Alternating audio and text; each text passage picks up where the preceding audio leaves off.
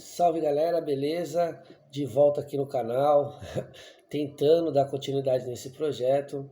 Então, se você apoia isso aqui, deixa seu like, seu comentário, porque isso é fundamental e é o pagamento que você faz aqui, um pagamento vital que você faz pro canal. Gente, eu tô com muito trabalho, eu não tô conseguindo frequentar aqui, né? Então eu decidi que eu vou fazer uma espécie de resenha de alguns livros envolvendo história e alguns temas que vem me interessando ultimamente, beleza?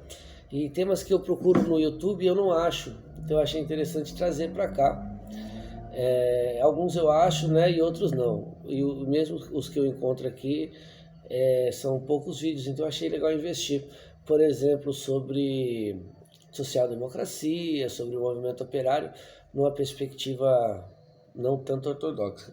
E é por isso que hoje eu decidi começar falando sobre esse livro aqui, Os Costumes em Comum, do Thompson, né?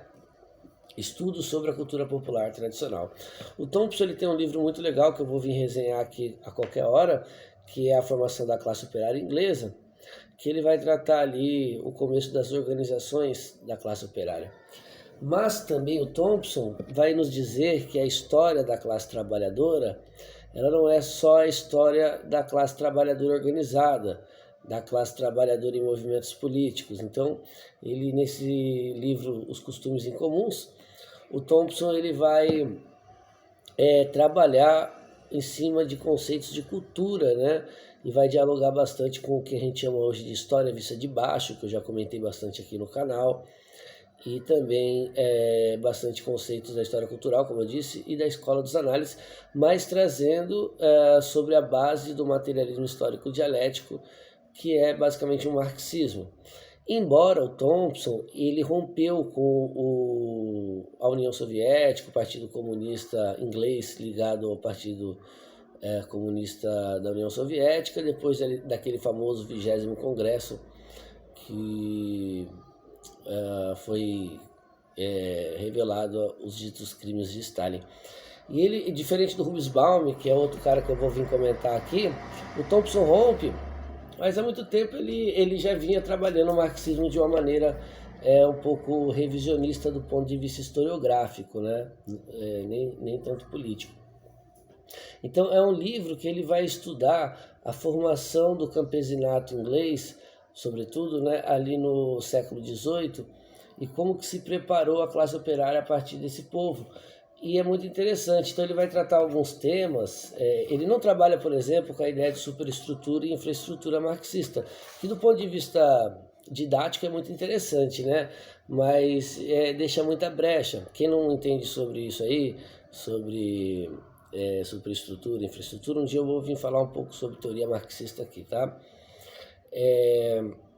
Então ele vai começar ali o livro falando sobre o conceito dele de costume e cultura. Costume aqui não é sinônimo de tradição ou nada desse, no sentido do mais conservador, mas são as práticas cotidianas, societárias de determinada comunidade. Então ele vai trazer, por exemplo, o conceito de economia moral e como que isso fazia parte dessas comunidades. Aqui no Brasil a gente chama de comunidades tradicionais, né?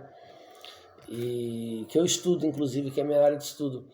E por isso que eu gosto tanto do Thompson. Então ele vai falar sobre a cultura dos plebeus, da gente ali, né, da pessoal da aristocracia, perdão, dos patrícios, né, e plebeus, e como isso se desenvolveu ali na Inglaterra com as gentes e os populares e tal. A ideia de costume, lei e direito comum, que aí entra essa ideia de economia moral.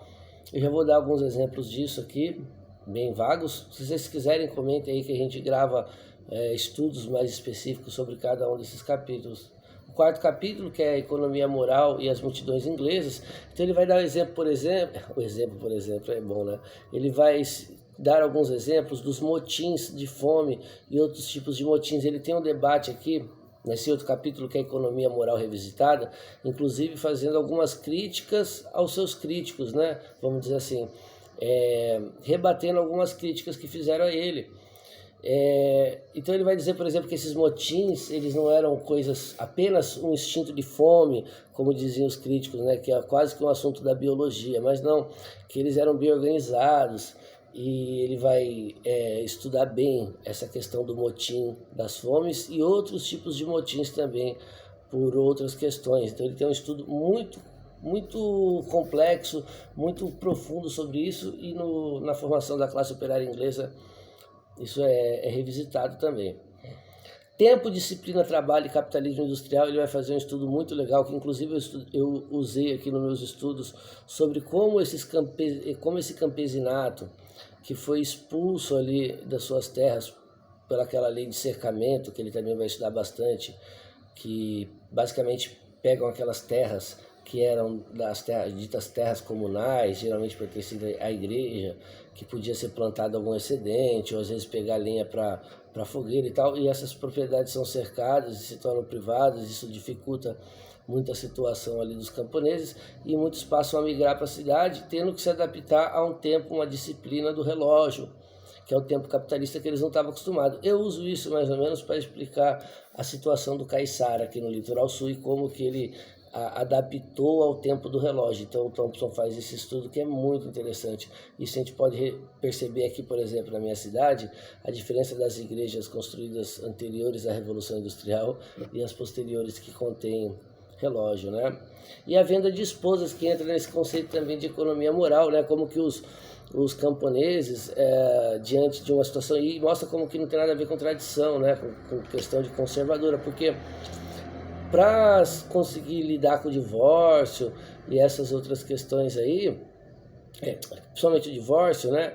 Eles iam para a praça pública e vendiam suas esposas muitas das vezes por cartas e artigos que ele utiliza aqui como fontes para esse estudo. A pessoa já, o cara que ele vende a mulher, entre aspas, e a pessoal, os patrícios, né, a gente ficava muito indignada com esse costume dos subalternos. O cara que comprava já era geralmente um amante, eles já estavam até morando junto, é só uma forma de oficializar aquele processo de separação mediante a comunidade. E aí ele vai estudar também um exemplo muito legal de motim, a ideia do preço justo, né? Que quando algum comerciante começava, na visão costumeira dessas populações camponesas e algumas até já frequentando ali os centros urbanos, quando eles achavam que o preço estava sendo injusto ou inflacionado, eles cometiam saques e motins. Então ele tem um estudo muito interessante sobre a formação e é justamente essa turma que vai se tornar o operariado, né? Eu estudo algo parecido aqui no Brasil também, da passagem do caipira para o proletariado ali na cidade de São Paulo, interior de São Paulo. E eu acho que o Thompson é um historiador fundamental para se compreender, e ele sofisticou o marxismo, né? E criticou alguns pontos como se fosse apenas uma história das dirigências operárias, dos partidos, dos sindicatos, dos movimentos organizados, e o Thompson vai falar, não, a classe operária não é necessariamente a classe operária engajada e tal. Então ele vai fazer esse estudo até o momento do engajamento, né? Eu acho muito interessante esse estudo a priori, assim, que o Thompson faz da formação da classe operária inglesa. E aqui eu podia ficar 10, 15, 20, 30 minutos, um ano falando sobre o Thompson, que ele tem um trabalho incrível. Ele, então, é um dos maiores contribuidores, porque a gente depois desenvolveu de história vista de baixo, né? Que não são as histórias das dirigências. Isso não vale só para reis, mas também para sindicalistas e teóricos de movimentos políticos. Ele tenta entender uma história cotidiana, uma história cultural, uma história das populações, né?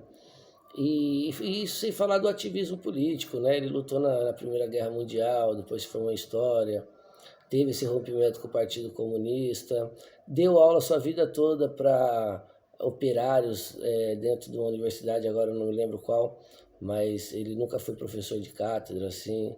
E acho que é uma história muito inspiradora, você que é historiador, você que é militante, e até mesmo você que é crítico das teorias marxistas, eu acho que é fundamental ler Thompson, né?